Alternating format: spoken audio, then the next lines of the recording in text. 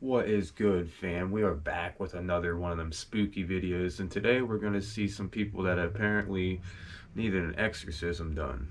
So, let's get into it. With me? You got a problem.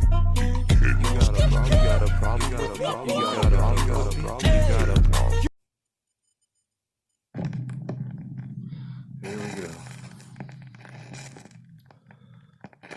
The top 5 real exorcisms. The TANACU exorcism. In 2005, Irina Cornici, a 23-year-old nun, had moved to an isolated hilltop monastery in Romania. Only weeks later, she began regularly giggling during Mass. No. It didn't take long before she descended into utter madness and was diagnosed with schizophrenia. Doctors say Cornici believed she heard the devil talking to her, telling her she was sinful.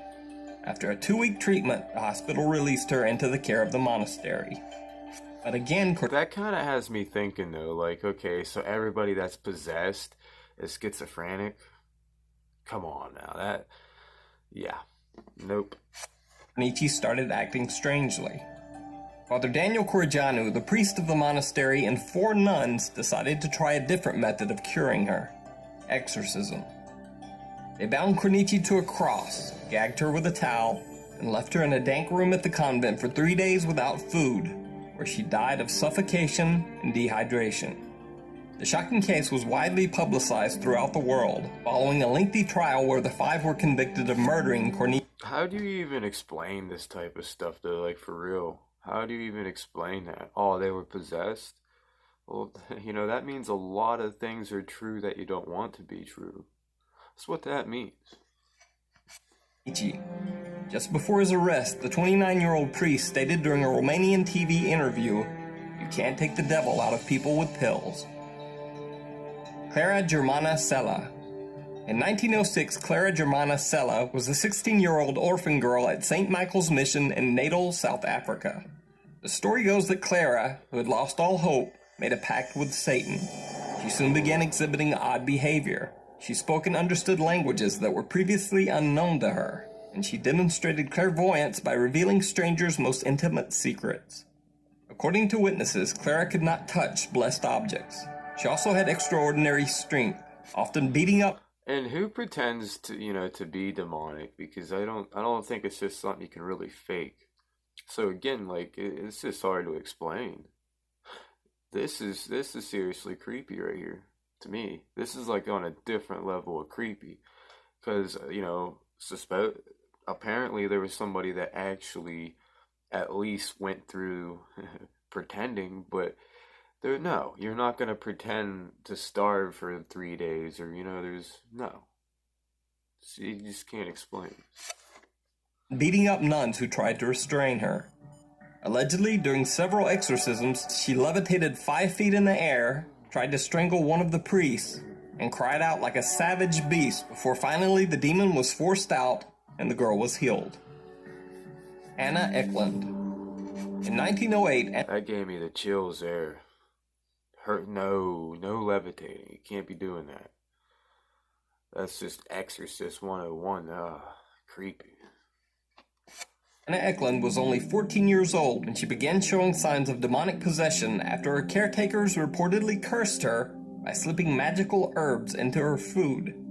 She would speak in tongues and in strange guttural voices. It is said that she would levitate and even cling to the walls of her bedroom. In 1912, Anna Eklund had her first exorcism performed, which brought relief for a short time. But soon, Anna became possessed again, but this time by multiple demons. In 1928, 3 exorcisms were conducted at a convent in Erling, Iowa, and reportedly Anna was finally cured.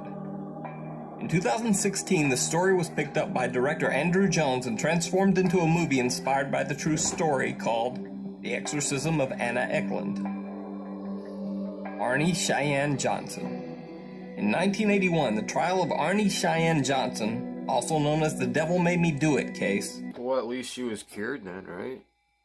Like that.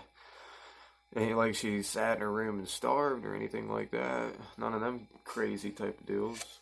Became the first known court case in the United States in which the defense pleaded not guilty by reason of demonic possession. In 1981, 19-year-old Arne Johnson joined his girlfriend at the kennel where she worked with his sister and his girlfriend's cousin. Alan Bono, Johnson's landlord, came to bring the group lunch. Bono was heavily intoxicated when he started an argument with Arne Johnson. Johnson, then growling like an animal, drew a 5-inch pocket knife and stabbed Bono repeatedly. Bono died several hours later, and Johnson was arrested.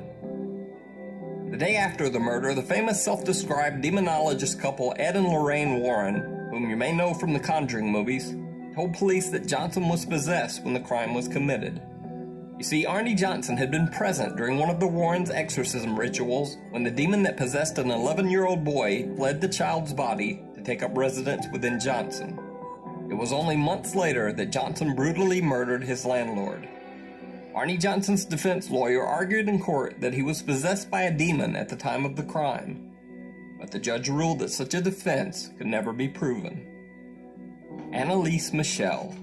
The case of Anneliese... Yeah, they're just gonna be like, oh, he's schizophrenic, he's crazy.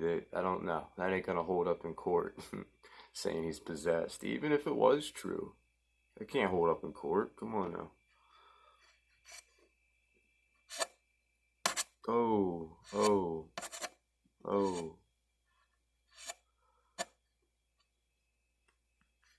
Shit, fam. Hearing voices.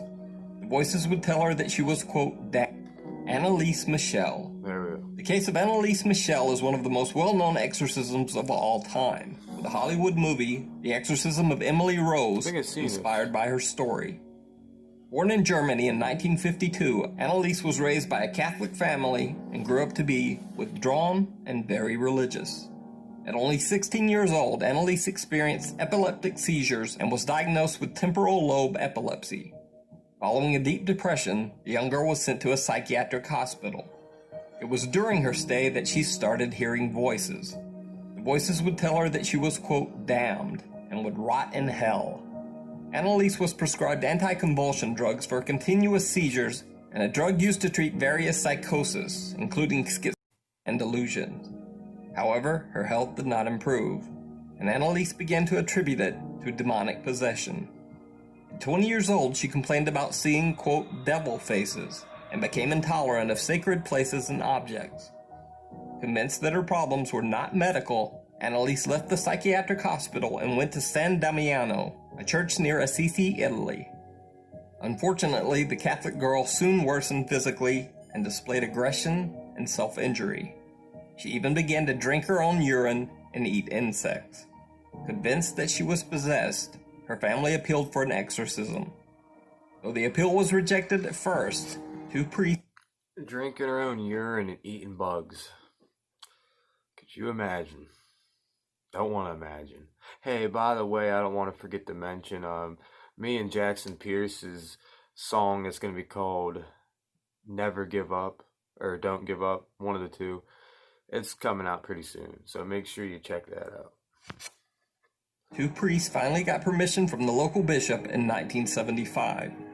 Anneliese went through 67 exorcism sessions. Wow. During the sessions, she refused to eat. Jesus. Eventually, Anneliese died at her home on July 1st, 1976. Another one, starved to death. She was only 23 years old. The autopsy report stated that the cause of death was malnutrition and dehydration. Her parents and the priest were charged with negligent homicide. One of the priests allowed a few of the exorcism sessions to... How are you going to get homicide when the person's possessed? No, I don't understand. No. Well, like I said earlier, it can't hold up in court because people aren't supposed to be getting possessed. But this is proof. How do you explain this? Can't. To be recorded. Here's a small clip of the truly disturbing audio tapes. Ja?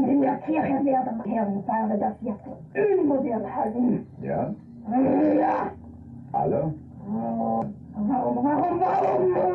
Ja, warum? Pick me.